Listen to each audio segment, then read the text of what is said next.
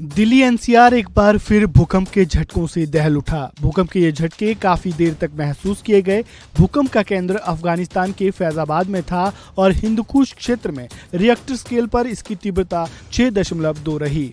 भूकंप का केंद्र पाकिस्तान अफगानिस्तान की सीमा पर था, जिसके कारण पाकिस्तान के भी कई इलाकों में भूकंप के तेज झटके महसूस किए गए। पाकिस्तान के अलावा जम्मू कश्मीर के पुंछ जिले में पीर पंचाल क्षेत्र के दक्षिण में भी भूकंप के ये झटके महसूस किए गए।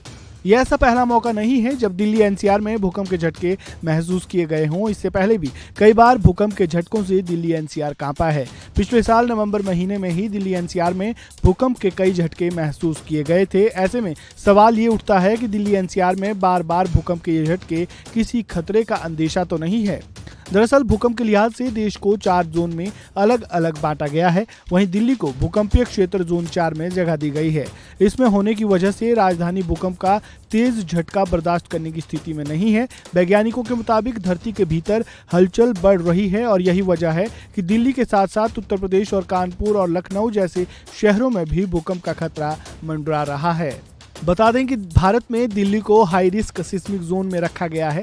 आइए आपको बताते हैं कि क्या होता है सिस्मिक जोन, भारत में कुल कितने सिस्मिक जोन हैं और राजधानी दिल्ली किस जोन का हिस्सा है।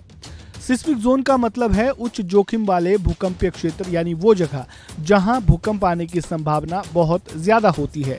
भारत में भूकंप की संवेदनशीलता को देखते हुए इसे 2 से लेकर 5 तक के जोन में बांटा गया है। इसमें सबसे ज्यादा खतरनाक सिस्मिक जोन 5 है, जहां 8 से 9 तीव्रता वाले भूकंप आने की आशंका रहती है। एरिया के स्ट्रक्चर के आधार पर इलाके को भूकंप की दृष्टि से खतरनाक और कम खतरनाक जोन में विभाजित किया जाता है।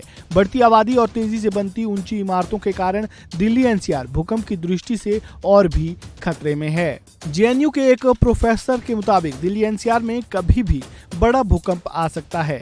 कब आएगा और कितना ताकतवर होगा इसके बारे में नहीं कहा जा सकता।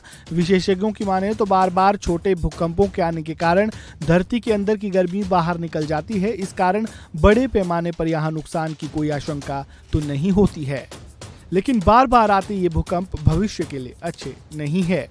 इस खबर में फिलहाल इतना ही। ताज़ा अपडेट के लिए बने रहें वन इंडिया हिंदी के साथ।